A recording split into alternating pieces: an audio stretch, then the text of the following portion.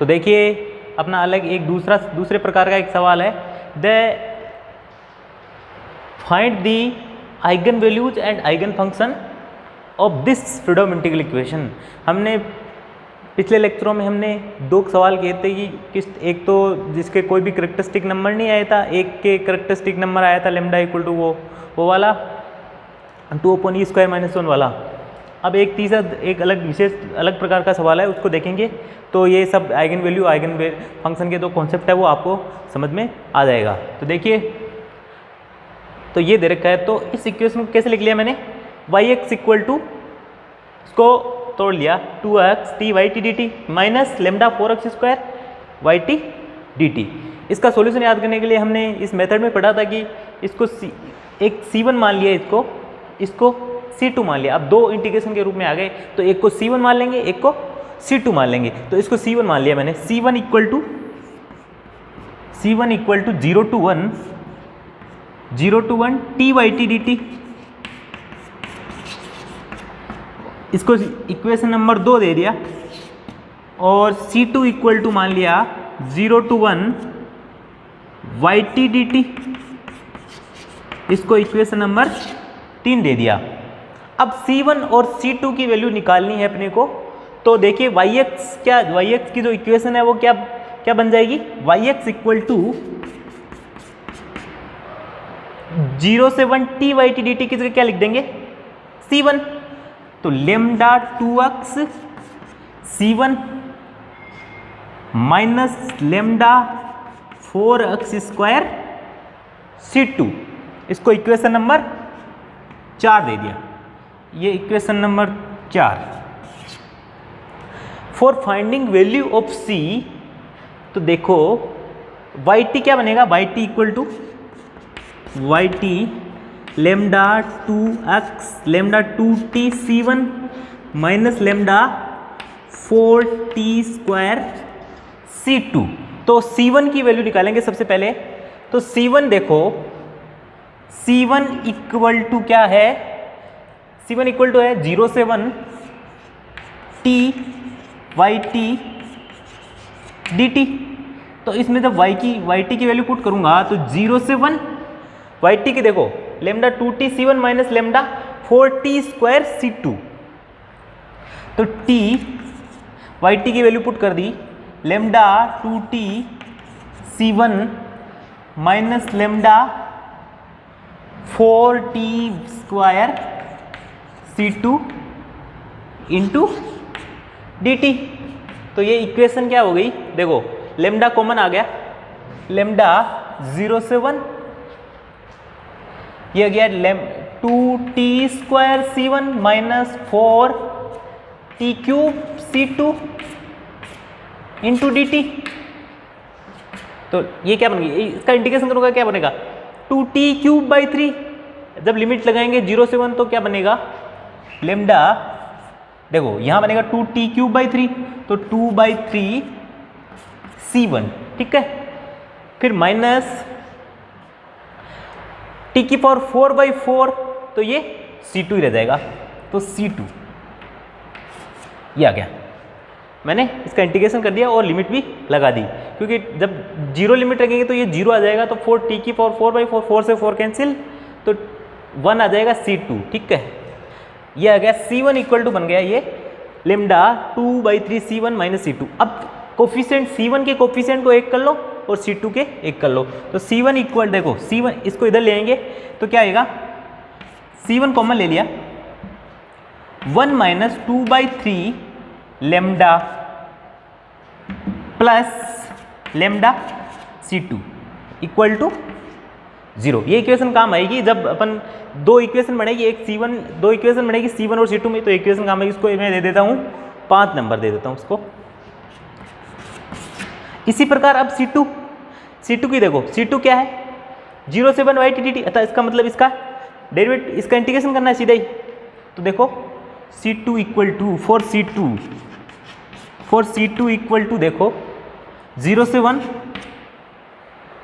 yt की value देख लो, lambda 2t c1 minus 4t² c2 into dt। इसका इंटीग्रेशन कर देता हूँ मैं, लेमडा कॉमन, तो इसका इंटीग्रेशन आ जाएगा 2t²/2, तो ये t²/2, तो 2 से 2 कैंसिल, तो c1 आ जाएगा ये, तो c1। अब इधर देखो माइनस, ये आएगा t³/3, तो 4/3 c2, ठीक है, तो c2 इक्वल टू ये हो गया। अब कोफिशिएंट को अलग कर लो, c1 के अलग और c2 के अलग, तो देखो ये इधर आएगा जब, तो lambda minus lambda c1 plus c2 common ले लिया, 1 प्लस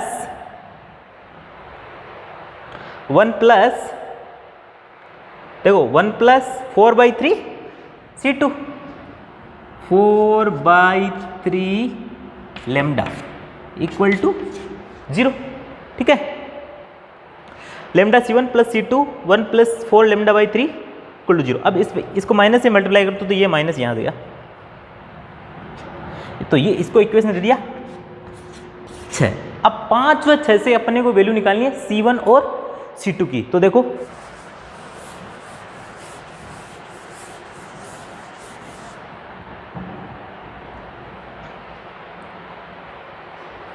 तो सिस्टम ऑफ इक्वेशन क्या बन गया,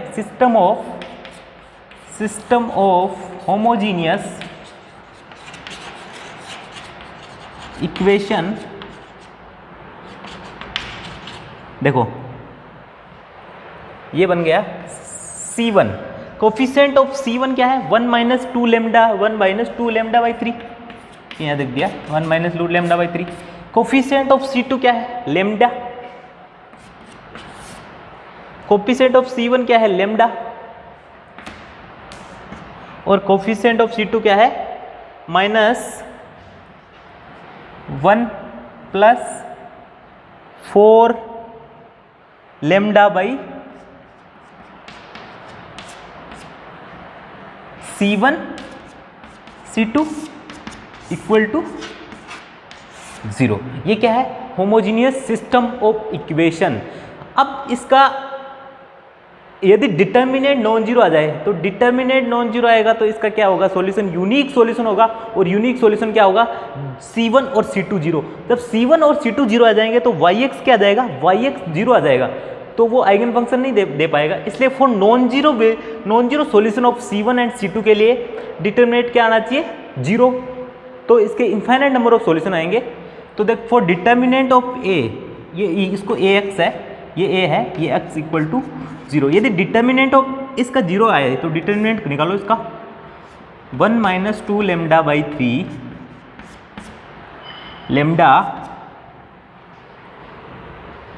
लेमडा माइनस 1 प्लस 4 लेमडा/3 इक्वल टू 0, ठीक है। तो इससे मल्टीप्लाई, ये इससे मल्टीप्लाई, 1 माइनस 2 लेमडा/3 1 माइनस 4 लेमडा/3 1 प्लस 4 लेमडा/3, ये नेगेटिव, माइनस लेमडा स्क्वायर, तो इसको इधर नेगेटिव, तो ये plus lambda square equal to 0। तो इसको सोल्व कर लेते हैं, तो 1 माइनस ये सोल्व आएगा तो क्या बनेगी, ये इक्वेशन आएगी अपने पास, lambda square plus 6 lambda plus 9 equal to 0। आप इसको सोल्व करोगे तो ये आएगी lambda square plus 6 lambda plus 9 equal to, तो इसके कितने सॉल्यूशन आएंगे, 2 सॉल्यूशन आएंगे, लेमडा की 2 वैल्यू आएगी, लेमडा इक्वल टू -3 और लेमडा इक्वल टू -3। अब लेमडा इक्वल टू -3 के लिए अपन देखेंगे भाई ये लेमडा क्या है, ये आइगन वैल्यू तब बनेगी जब इसके कोरस्पॉन्डिंग जो फंक्शन क्या है, नॉन जीरो आएगा तब। तो फॉर लेमडा इक्वल टू -3 के लिए अपन आइगन फंक्शन निकालेंगे। अब फॉर लेमडा इक्वल टू -3 के लिए आइगन फंक्शन निकालेंगे, लेमडा इक्वल टू लेमडा1 इक्वल टू -3 के लिए c1 और c2 की वैल्यू क्या आएगी, देखो इसमें देखो आप, फॉर लेमडा इक्वल टू -3 5 में रखूंगा मैं, देखो c1 -2 यह आएगा, देखो c1 1 minus 2 into -3 2 into -3/3 plus lambda into -3 into c2 equal to 0। तो देखो ये आएगा c1, ये 3 से 3 कैंसिल हो गया, तो 1 plus 3 c1 3c1 minus 3c2 equal to 0, अर्थात c1 इक्वल टू c2। जब लेमडा इक्वल टू -3 है तो c1 इक्वल टू c2, तो इसका आइगन फंक्शन क्या आएगा? देखो आइगन फंक्शन आएगा इसमें रख देते हैं yx इक्वल टू, ये yx है तो yx इक्वल टू क्या था अपने पास? y इक्वल टू था ना, लेमडा इसमें अक्स इक्वल टू टी रखा था, तब ये yx है, उसको मिटा दिया था यहाँ पे अपन ने। तो इसके क्या है? लेमडा 2 अक्स c1 माइनस लेमडा 4 अक्स स्क्वायर c2। तो c1 और c2 इक्वल रख रहे हैं, तो लेमडा 2 अक्स c1 माइनस 4 अक्स स्क्वायर, c1 की वैल्यू भी c2 की वैल्यू भी c1 रख दी। तो अब लेमडा c1 कॉमन ले लेते हैं, इसका लेमडा 2 लेमडा c1 कॉमन ले लिया मैंने, तो ये अक्स माइनस 2 अक्स स्क्वायर, ठीक है। लेमडा की वैल्यू कितनी है? -3, तो यहाँ -3 लिख देते हैं, तो -6c1 अक्स माइनस 2 अक्स स्क्वायर, ठीक है। अगर मैं ये कांस्टेंट, ये c1 क्या है? कांस्टेंट वैल्यूज है, ये भी ये कांस्टेंट टर्म है। यदि -6c1 इक्वल टू ले लूँ, we take -6c1 equal to 1, तो ये क्या बन जाएगा? yx equal to x minus 2 x square. ये है लेमडा इक्वल टू -3 के कोरस्पॉन्डिंग आइगन फंक्शन है, yx की वैल्यू है। तो ये आइगन फंक्शन बोलते हैं लेमडा इक्वल टू -3 के कोरस्पॉन्डिंग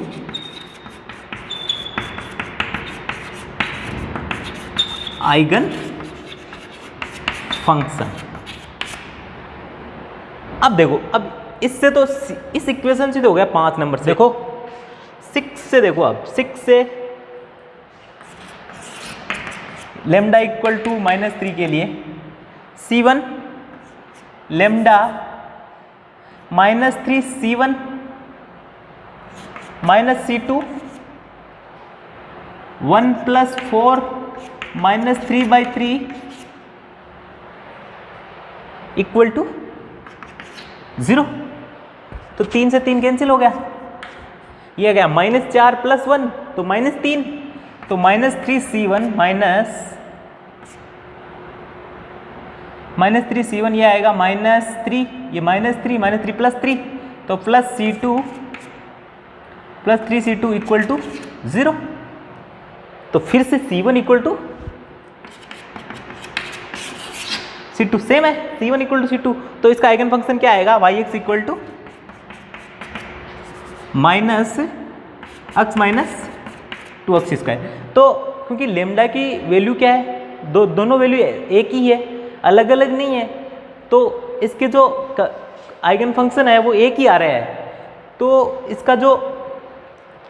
इसका ये जो आइगन फंक्शन है, ये इसका हर लीनियर कॉम्बिनेशन, इसका इससे चाहे 2 ये आया था ना अपने पास, ये आया था -6c1 अक्स माइनस 2 अक्स स्क्वायर।